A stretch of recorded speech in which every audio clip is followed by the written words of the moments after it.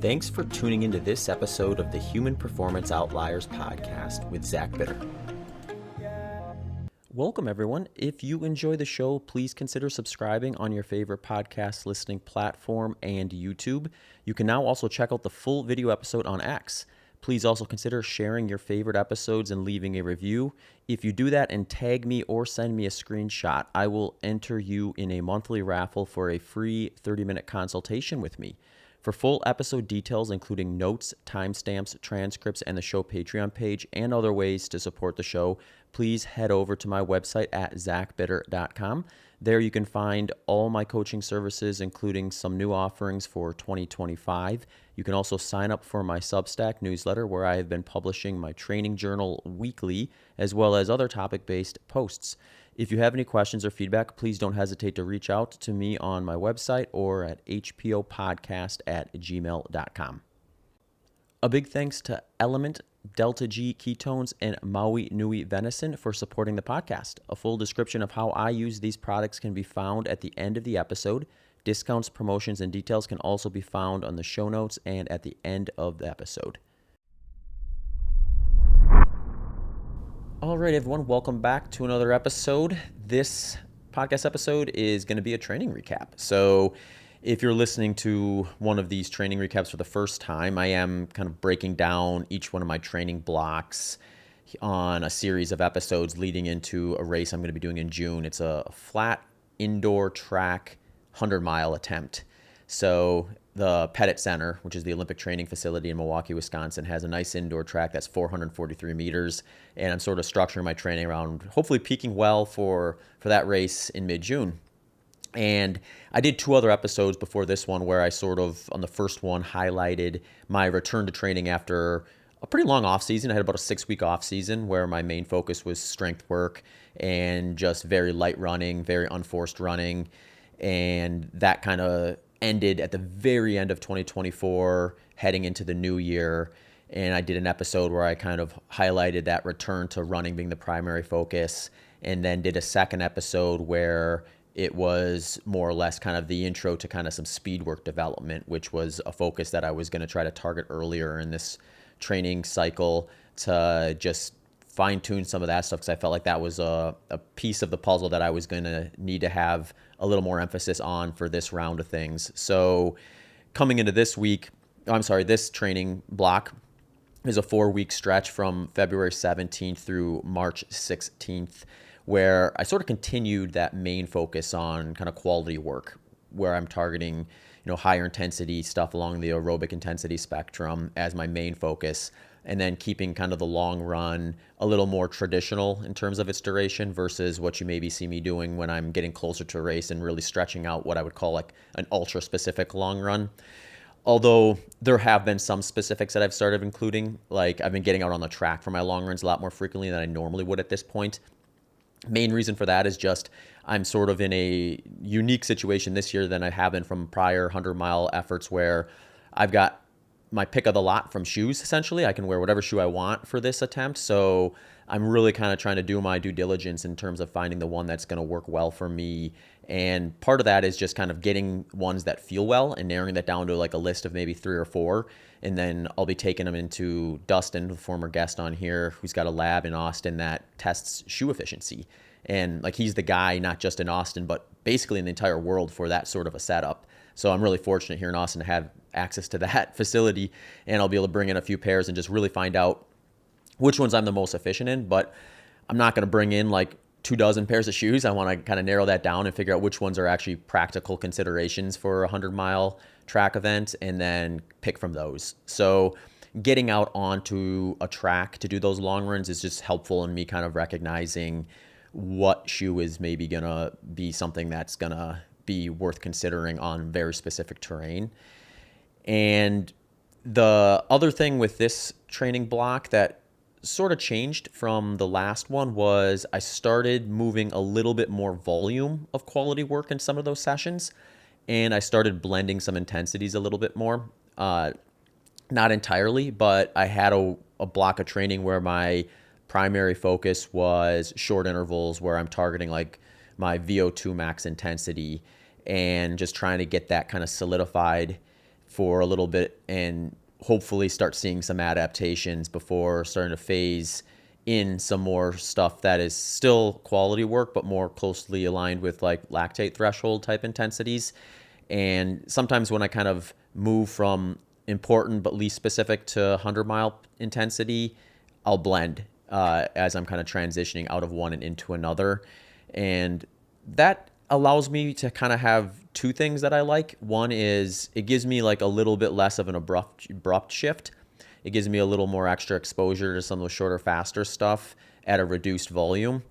And it also allows me to kind of build out some workouts in a way where I feel like they're difficult, but they also contain enough total workload that it takes quite a bit of focus. So that extra focus that I think you get that is required for some of these longer, higher volume quality sessions, to me, I think feeds in well to being able to tolerate some of the focus that you need to do for, in the 100-mile case, 11 plus hours. So it's one of those things where I find there to be sort of a maybe individual reason for it, but it's sort of how I found things work well for me. And at the end of the day, what I like to look at is when I zoom out is, are things heading in the right direction? Like, is my pace at my base intensity or like high into zone 2 heading in the right direction? Is my pace at an intensity close to my lactate threshold heading in the right direction? And then is my pace at intensity targeting my VO2 max heading in the right direction? And when those things are doing that and I'm hitting some of my historical spots that I look for before making a transition to the next phase of training, then I know those inputs are doing what I want them to do. And sometimes it's just about also putting some excitement and variety into the training stuff. So you can be really one-dimensional, I think, and do it well that way. But that is a lot of rinse and repeat, a lot of monotony. So sometimes I think once you kind of have that stuff dialed in, have done it a few times in the past, you afford yourself a little bit more creativity in terms of how you program some of these workouts. So I'll go over all those quality sessions that I did over those 4 weeks, as well as the long runs, the total volume and distance and duration for those weeks as well. So that first week, February 17th through the 23rd, I ended up hitting 92.54 miles, and that took me 11 hours and 37 minutes. For that week, I hit one quality session on the track, and then I did a long run as well on the track. So the quality session I was doing was like what I was just talking about, kind of one of those blended sessions where I went out there and I did 4 reps of 75 seconds, kind of targeting the intensity I'd like to find for my VO2 max and just see what kind of velocity or pace I was hitting for that. And then I jumped into a 12-minute stretch that was just underneath what my intensity would be tolerable for, like, say, my lactate threshold. So that one was an interesting workout. I actually felt like I maybe had a little less legs than I thought I would coming off of a deload week the prior week. Usually that first workout, I feel like I have quite a bit of pop, but it felt like maybe I still wasn't quite ready. And sometimes that can happen if it's something where it's like, okay, you just kind of had a reduced volume intensity week, and you almost need like one session to really kind of like push things back into the way you want them, or kind of shock the system, so to speak. But they weren't terrible, and they were actually faster than I had been doing in that prior block. So I wasn't going to complain about that. And then the 12-minute stretch just under lactate threshold, I was hitting maybe just a pinch under 540 per mile. So it was kind of a good just kind of system check at that intensity, where I'd like to get that down closer to maybe like a 520 pace by the end of the quality development, speed work development type stuff in training. But not a bad spot to be right now for that. And as I have more inputs for that, I'm sure I'll see that start to kind of drift back down a little bit faster. The longer for that week was a 20.24 mile run on the track, hit 638 per mile. That one felt like it was just sort of like a blah run, but the data was fine. Like 638 pace for that type of a run at this stage in training isn't a bad pace for me. It's kind of right in that ballpark of what I would consider 100-mile intensity to eventually want to be. And it was just kind of putting in the work for that one, though. Nothing really stood out as feeling like really bad. Nothing stood out as feeling great either. So I just sort of locked in those like kind of 630s after a while and just sat there. I didn't try to force it and push down pace at the end like sometimes I do when I'm feeling a little bit better than normal on those long runs on the track. Week 2 was a really good training week. This was probably the week where I got the first real sign of like, okay, things are really heading in the right direction and the data is really suggesting it. So this week it was February 24th through March 2nd, and I hit 91.45 miles for 11 hours and 23 minutes. The first workout I did, first quality session I did, I actually came off the track, off the flats, and moved to some hill repeats. So I like to do this when I'm sort of targeting a little bit more volume at quality, because since I'm doing a 100-mile race and leg turnover isn't as big of a need as it would be if I were, say, trying to PR in the 5K or run a fast 5K, I find I can tolerate a little more volume of quality work when I'm doing things on an uphill, just because I'm driving less impact into my legs. So as I was kind of heading into these next 2 weeks, knowing that I'd probably target 4 quality sessions, that I wanted to make sure I wasn't putting myself in a position where I'd be stealing from a future workout. And the way I set this one up is I've got a hill here in Austin that I like to kind of go to for these type of sessions, so I can compare myself to what I've done in the last 3+ years since being here, and use that to my advantage to kind of see like where am I at and how are things going. So that particular workout was 6 by 2 minutes on that uphill segment. And I was really excited to see that I actually ran my 2 fastest splits up that hill segment that I have since moving here. And I've probably had of like target attempts up the hill where I'm not just kind of happening to go up that hill on like an easy run or something like that. I've probably done quality reps on that hill almost 100 times now.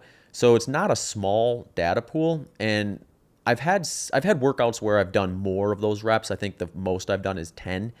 But I've also had some where I was just kind of feeling good on a run and decided to just run up really hard for one just to kind of see and just get like one kind of jolt of intensity in there. And it's still, even being kind of on the shorter end of volume for this particular workout, was able to produce my 2 fastest times up that. So that was kind of promising in terms of just the work I've been doing kind of at those short intervals starting to kind of pay off. And then maybe just a combination too. I came into this training cycle quite a bit stronger than I normally have been, from sort of that 6-week off season that I took, where I was focusing on really getting dialed in strength work, which I've really kind of continued with some adjustments just to accommodate running being the primary focus now. But I think that's probably another reason why maybe I was able to do that, because I took some of the adaptations I've likely had at this point from doing the short intervals in the last block and combined that with the strength that I built kind of coming into it, and then doing like a short, fast uphill is probably a good recipe for me right now. So maybe I shouldn't have been too surprised that things played out the way they did, but I'll take the heading in the right direction signs when you zoom out any day of the week. Later that week, I did a little bit of a higher volume training session. It was like 2 days later, so I didn't really require too much recovery, just one easy day after that.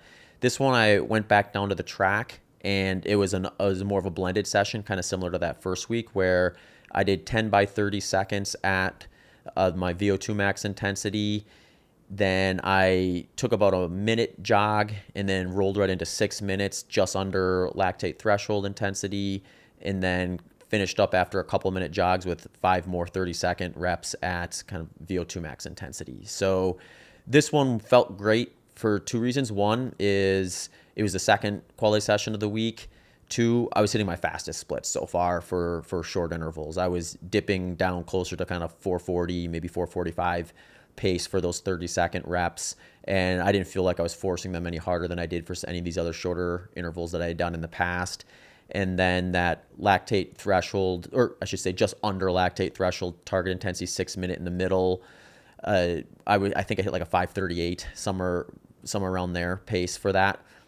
So that I'd like to get down to maybe a little closer to, say, 520 or so once I start kind of making that little more of an emphasis, but not a bad spot to be, being that it was kind of sandwiched in between some shorter intervals and not being an input that I've really been focusing on yet this training cycle until now. So that week capped off with another long run, pretty similar to the one in the prior week from a distance standpoint. I hit 20.23 miles. This one was a bit faster though, 6:21 per mile. Just felt a little better. Felt like a little more pop in my legs, felt a little more positive about it, and actually kind of held myself back a little bit at the end.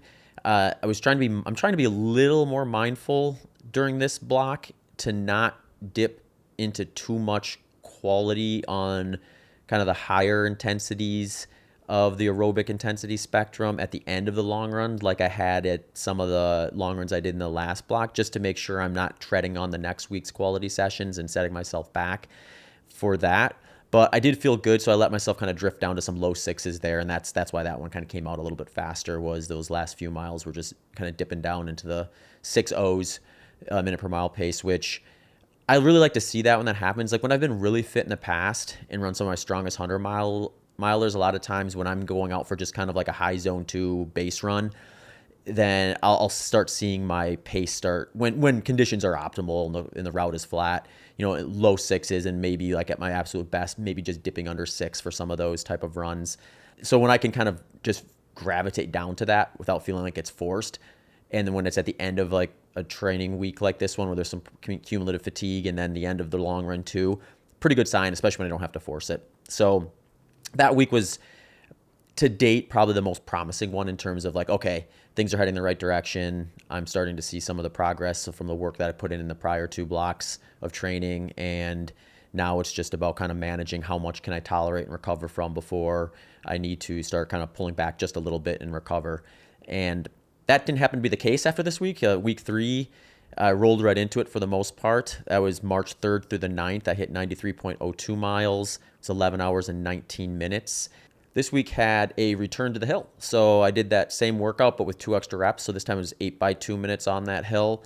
And I felt a little less kind of like I had that real urge to just blast up the hill. Like sometimes when I do these short intervals, you can kind of tell like you've got another gear and you're just kind of like positioning yourself. And other times I just feel like there's another gear there, but I just really don't want to access it. So I was definitely on the latter side of that, where I was hitting the paces I wanted to on that segment, but it just wasn't going to be one where I had that urge to like do any of my fastest splits up there like I did that prior week. But it was right in range. So I just took it for what it was. 8 by 2 for that intensity is not a bad volume at VO2 max intensity, essentially on an uphill for me.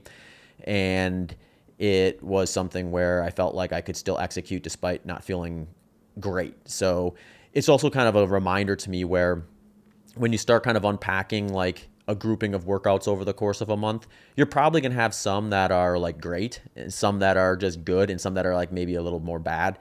And you got to be kind of comfortable with those and just like tune in when you see those things and just account for like, are they piling up, or is it just kind of like, well, maybe just a little less on point that day versus a normal one. So you can't expect to feel great on every day. And one bad workout isn't necessarily going to be something where you need to change anything for.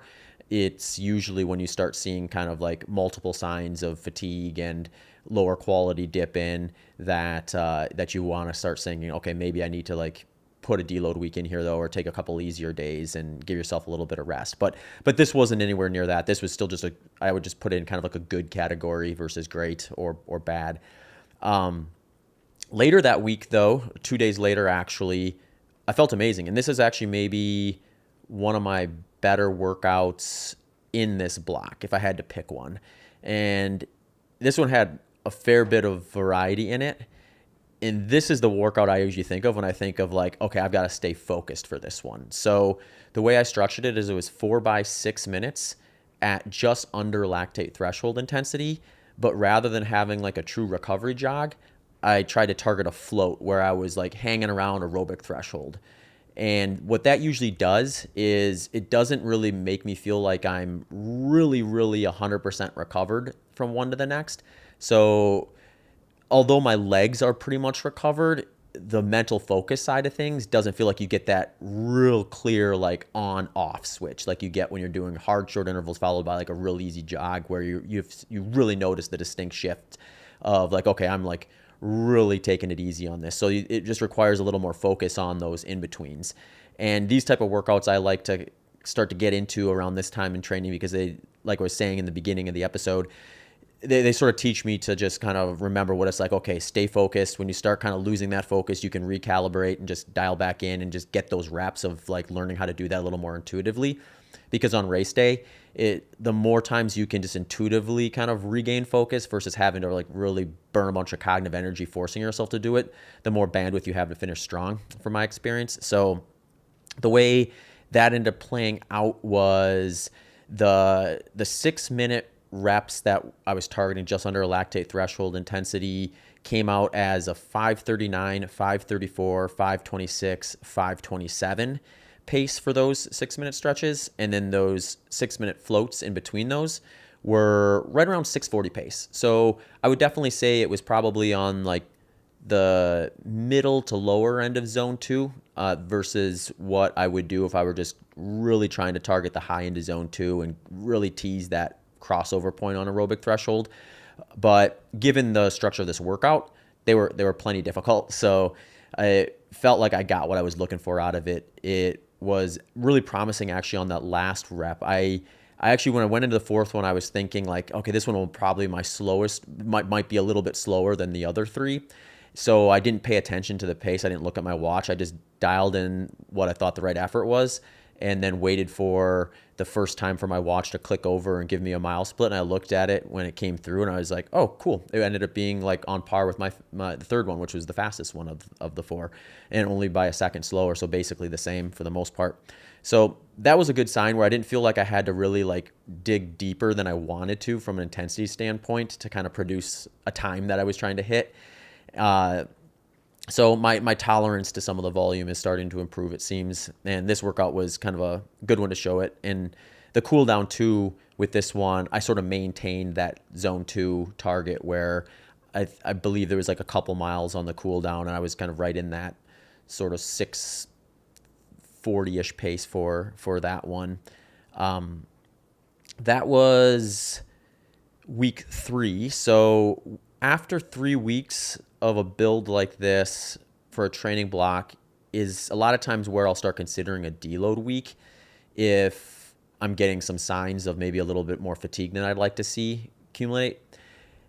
I'll usually scaffold out my training ahead of time and just look at kind of like the whole picture before I start. And when I do that, I'm usually looking at kind of a cycle of 3 up, 1 down from a week standpoint.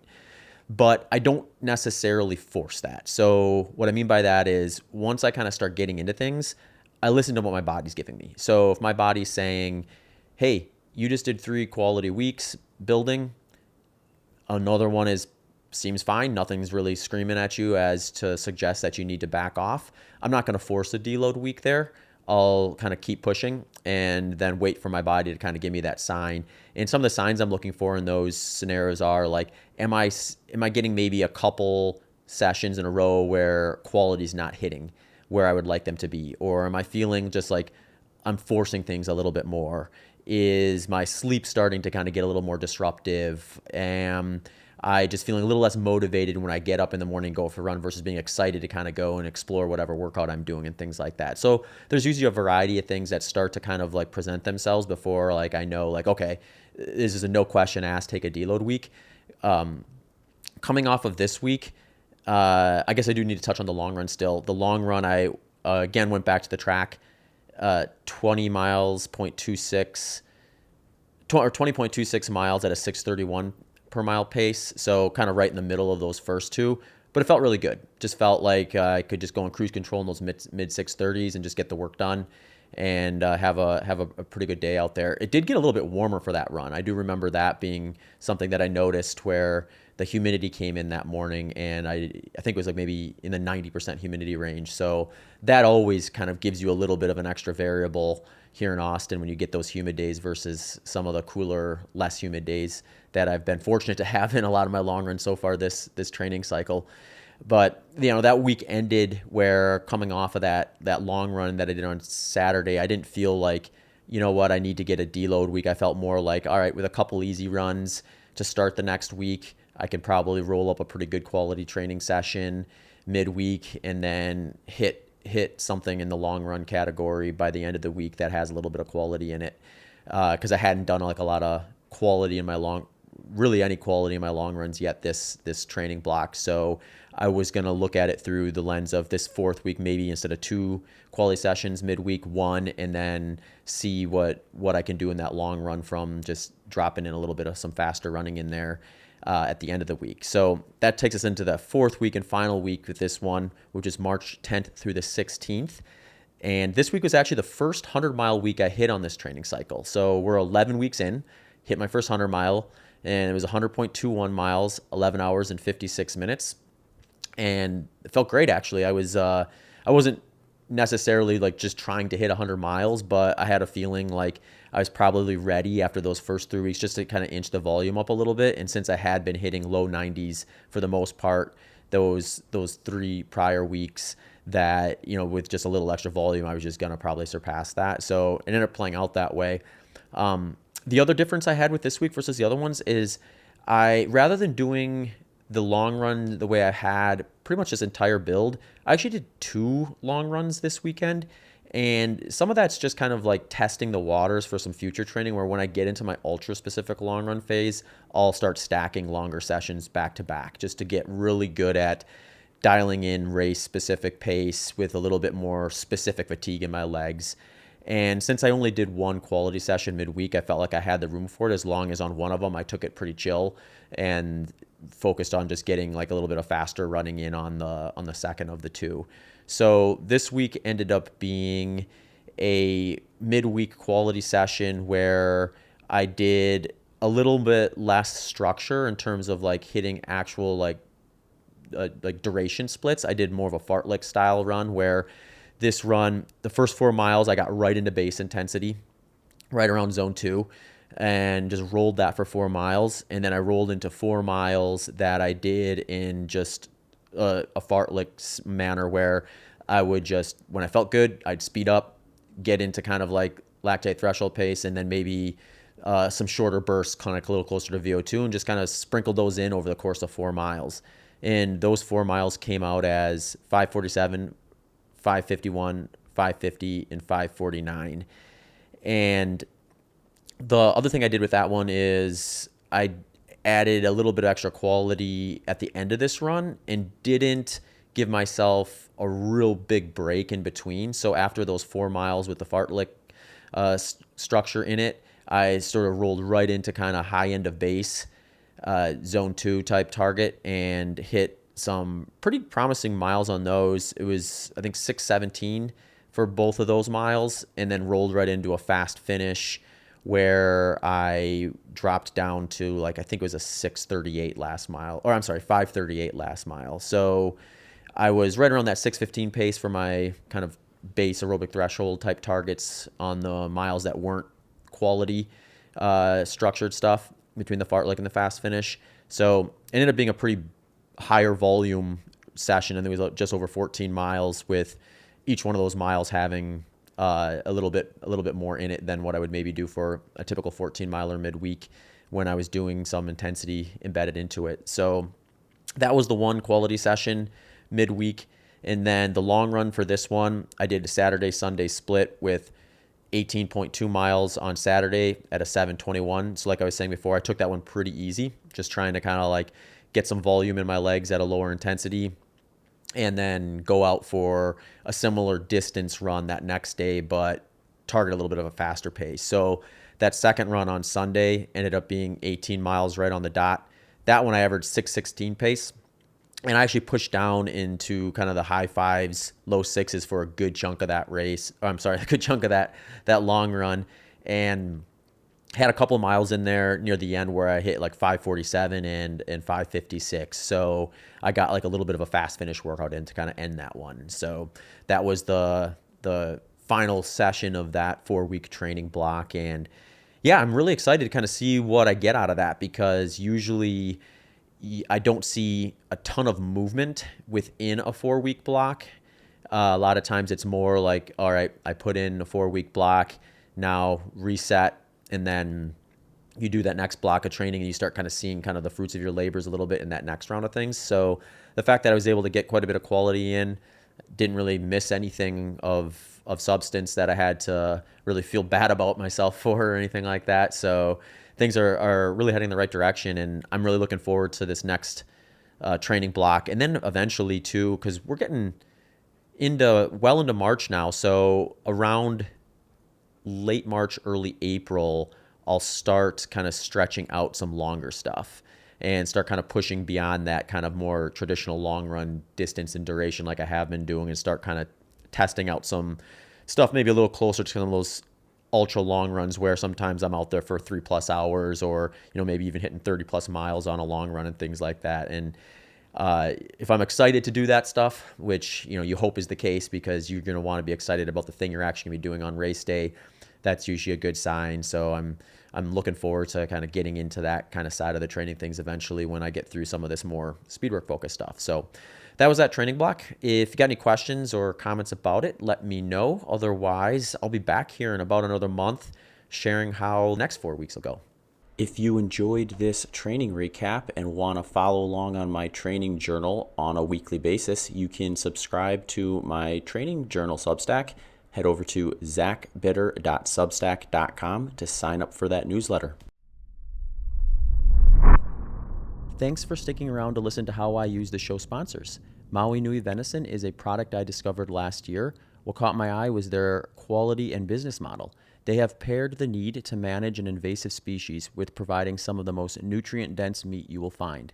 The axis deer arrived in Maui in single digits, but grew fast and have damaged the local ecosystem, and left it unchecked are projected to reach up to 200,000 in number in future years. Maui Nui decided to solve this problem and minimize waste. Axis deer meat provides 43% of your daily value of protein in just 107 calories and boasts a 1.5 to 1 omega-6 to omega-3 ratio, which is the most balanced ratio of any red meat. The same 107 calories provides 22% of your daily value of vitamins and 37% of your daily value of minerals. They have a wide range of products, including ground venison, leg medallions, rib chops, strip loin, loin fillet, and loin chops. They also make a beef stick that includes an option with organ meats, which makes a perfect protein-packed snack that I will usually have in the afternoon before a strength session. I have also been enjoying the ground venison for dinner, usually paired with steamed vegetables or a sweet potato. You can find a bunch of recipes and ways to prepare their product on their website at mauinuivenison.com/bitter. LMNT Electrolytes is my go-to electrolyte supplement. Based on my electrolyte loss rate of 614 milligrams per liter, I begin my day with half a packet of one of their hot beverage flavors with my morning coffee. I rotate through all of them, but my favorite at the moment is the chocolate mint. Later in the day, I have been having either a packet of their watermelon flavor or a can of their LMNT Sparkling, which is their carbonated electrolyte drink. I usually have the black cherry lime or watermelon flavor for those. If you are curious about how to dial in your own fluid and electrolyte setup, check out episode 300 of this podcast, where I dive into some things you can do at home to gauge how much fluid and electrolytes you may need. deltaG Ketones is the best researched exogenous ketone supplement on the market. The research on exogenous ketones is continuously evolving, but deltaG is responsible for much of it, boasting 50+ published studies and 20+ ongoing studies, and have received DARPA grants designed for special forces. deltaG uses ketone esters, which is unmatched in raising blood ketone levels when matched per gram. The best use case, as the evidence currently stands, is as a post-workout supplement for better recovery and or during longer, lower intensity sessions to help with mental focus. For this reason, I have a bottle of long deltaG Performance, the blue bottle, after my biggest workout for the week and during long run training sessions once I have been out running for 45 to 60 minutes. Some links and promos for listeners from these brands include a free sample pack of the key flavors of LMNT by heading to drinklmnt.com/HPO, 20% off your next order of deltaG Ketones at deltagketones.com with promo code BITTER20, and Maui Nui Venison at mauinuivenison.com/bitter. Thanks for tuning into this episode of the Human Performance Outliers podcast with Zach Bitter.